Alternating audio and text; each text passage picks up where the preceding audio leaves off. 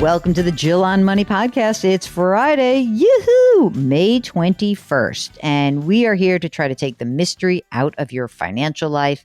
If you have a question about anything going on, I mean, really anything associated with a dollar sign, send us an email. Very easy. Ask Jill at jillonmoney.com. If you're on our website, if you're on the jillonmoney.com website, hit the contact button. And by the way, when you're on the website, why don't you sign up for the free weekly newsletter? We'd love to send that out to you. It goes out every Friday. Mark does a fantastic job. All right, let's get into your questions. This is from Joseph, and he says, I always enjoy the information in the newsletter. Hey, how about that? The newsletter guy. I'm recently retired. I'm trying to decide where to invest my 401k funds now. Since I'm not too confident in knowing the right way to manage these funds, I'm considering going with a Robo-Advisor service or some hybrid of robo and personal management with a brokerage account, maybe at Fidelity or Schwab or Vanguard. Obviously, one can decide to be conservative, moderate, etc. Do you have opinions of these? Would it be better to find a certified financial planner? I want to make a good decision. Any help in the area would be greatly appreciated. I think that the robo model is such a great model. I love it, especially if you don't have a lot of very detailed or complex issues that are going on in your financial life. So if it's just money management, any of these was good. Vanguard has two different services. One gives you an advisor and one does not. So one is Vanguard Personal Service Advisor and one is Vanguard Digital Advisor. So there's some that run just basically saying like, fill out this information, we invest the money, goodbye. That's just like your standard robo. And the next level, which costs a little bit more, and I'm not talking about a lot. I mean, these are like a quarter or 0.3%, maybe 0.4% total, okay? And if you want the robo with a little management on top, it costs a little more. Vanguard has that service, Personal Service Advisor. Schwab has that service, Schwab Intelligent Portfolio. Betterment has that service as well. And Fidelity, I don't know if they have an advice piece, but they have something called Fidelity Go. Those are your options, and they're great. Most people, really, when you're choosing among these kinds of options, they kind of just go with the platform they're most comfortable with. So you should bang around a little bit, see what you like. And, I'll mention one more, which is the sponsor of our sister broadcast. So I just putting that out there, full disclosure. Another option is Facet Wealth. Facet Wealth is sort of a higher level advisory service, but you get charged with a flat fee, and it's not based on wealth or account minimum. So you can check that out as well. I wish you the best of luck. Okay, Diane says, my husband and I are thrilled that our daughter got accepted to medical school. The not so great news, it's in a major Northeast city with a high cost of living, and she will not be getting financial aid. Mark, I'm sure you're happy you're not a doctor when you saw that the estimated cost of attendance is $100,000 a year. Oh my God. What we asked these people to go through. Diane says, we were disciplined enough to pay for her undergraduate with Vanguard funds. We use dollar cost averaging. We have enough left over to cover a year of the $60,000 tuition. She saved $12,000. We made $15,000 buying a pandemic stock that she wanted us to buy for her. So it covers much of the first 2 years of housing, which we expect to be $1,500 a month with a roommate, not including food. My husband has suggested we look into buying a condo or a townhouse so we can get some money back, especially if she decides to stay in the city. Is this ever a good idea? And do we sell as soon as she graduates or keep it for an investment? This completely depends on your situation, Diane, meaning that I don't know how much money you have, but to tie up money in real estate, and it's essentially a 4-year bet for med school. Maybe it's more than that if she decides to do a residency program in that city, but you can't be sure. I'm generally not a fan of this unless you know that the kid's going to be there for a while or you want to be there for a while. I need more details about what's going on for you. Maybe I would change my mind, but generally speaking, no. But good luck, and I'm so glad your daughter is going to be a doctor because that's good to have a doctor in the family. Okay, Corey writes, Aloha from Hawaii. We got to do that show we're going to do the show from Hawaii someday. Okay. I love it. I always listen to it while I'm biking to work. That's a compliment because the alternative is listening to the waves crashing along the shore. I think I'd actually listen to the waves crashing along the shore. I know Mark would. He's sick of my voice. Okay. Corey says, I have a question about what to do with our extra income. I just turned 30. My wife is 25. We just moved to Maui last year. We're surprised by our ability to save despite the crazy cost of living here. We recently started saving for retirement. We max out our 401k and 403b respectively. We both contribute $6,000 a year to each of our Roth IRA accounts. Fantastic. We also have a 6-month emergency fund in cash. Now, after all that, we still have around $1,000 a month of play money. We rarely use it. Turns out living right next to the beach and near loads of amazing hiking spots is a secret benefit of the cost of living. Okay, I also have a small amount of crypto and a taxable stock portfolio just for fun. We don't have any major travel expenses, debt. We have no fear of missing out. We don't have kids to pay for in the near future. What would you suggest we do with the remaining money?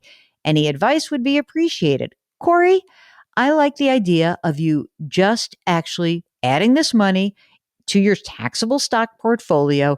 And yeah, I know that the stock portfolio is just for fun, but maybe you just start saying, you know what, for $1,000 a month, we'll put some money in a stock index fund, some money in a bond index fund, and anchor that taxable portfolio with some assets that you don't have to worry about, right? And you say, oh, okay, this is fine. I can just have a little bit of money on the side for this. Okay. I think that would be great. Mark writes, hi, Jill. I love your show. Your weekend opening of Welcome, Welcome, Welcome gives me goosebumps. Isn't that nice? I'm 62. I'm divorced. 3 kids launched. Own my own condo. I make $105,000 a year. I don't have a pension. I max out everything. Traditional 401k, Roth IRA, Mega Roth, HSA. I got $1.2 million in a traditional 401k, $168,000 in a Roth, $55,000 in a brokerage, $48,000 in a health savings account, $26,000 in cash. Oh my God, I live modestly. I'll say $3,000 a month. My plan is to retire at 64, take COBRA until I hit Medicare, age 65. Okay, then between 64 and 70, I plan to do Roth conversions just under $75,000 each year from the 401k, withhold 20% and pay the federal tax. You hear how, Melissa, I'm thinking about that. So I like the idea of the converting. He's converting because he lives in a state that starts an income tax at a certain amount, and so that's fine. I would live off the distributions from the Roth and the brokerage since I'm over 59 and a half, only the gains subject to the 5-year rule. Then it's age 70, I'd take Social Security, which is $3,600 a month, and then start doing required minimum distributions at 72, then move to Florida and avoid all state income tax. You sometimes seem hesitant to encourage listeners to convert Roth IRAs and save the Roth for legacy giving. Why not use it for income to avoid the tax? What do you think of my plan?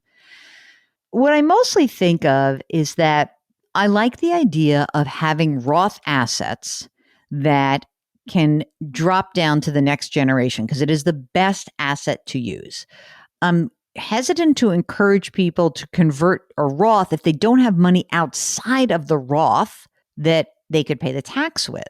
From my perspective, I think that if you had the money in the brokerage account, you could use that to help pay some of the tax on the conversion. But the withholding is not my favorite way of making the conversion work. It doesn't work quite as well. Mark, do you have a different opinion about that? And how do you feel, Mark, about pulling money out of Roth IRA assets? To me, it's like, well, why are we converting if you're now starting to live off of that? It doesn't make a ton of sense to me. What do you think, Mark? So Mark says that many investment companies will not withhold. They will make you pay the tax after the fact. So that's number one. What's next?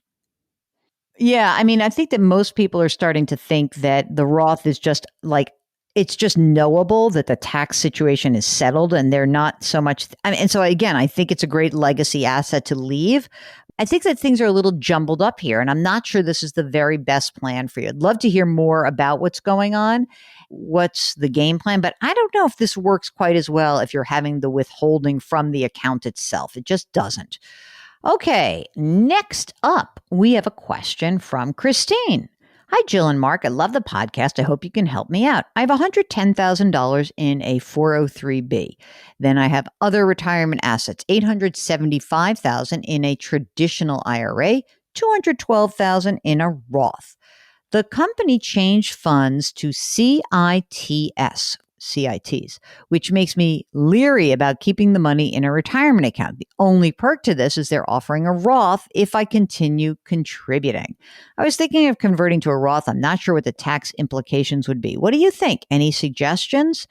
Would be greatly appreciated. Thanks for the great job you guys do on keeping us on the straight and narrow, Chris. Okay, so now it looks like when you say that, you're saying that the 403B is changing to CITs. Okay. So not the other retirement stuff. I hope that's right. All right. I didn't know what CITs were. They were historically designed as investment vehicles for defined benefit plans. So that's why I think that this is probably something inside of your retirement plan at work because you have a 403B. All right. CITs are available for these kinds of plans, only for government retirement plans. It's a pooled investment. I'd have to look at the plan itself, interested in knowing what the options are and how much it is. So my general response to this is great to be leery. I too would be leery. But if you can start using this and the costs are reasonable and it's a Roth 403B that you could use, I could be interested. All right. Walter writes, subject, how to do college and pay for it. Oh, bless your heart, Walter. 4-year program or community college, then attend college. I have a 529. It's not enough. The cost of college is crazy. Also, before FAFSA, should I do anything or is it pointless? It totally depends on your situation. I think you should do FAFSA always. I think FAFSA forms are annoying, but if you want to be in the system, you got to be in the system. You got to complete them.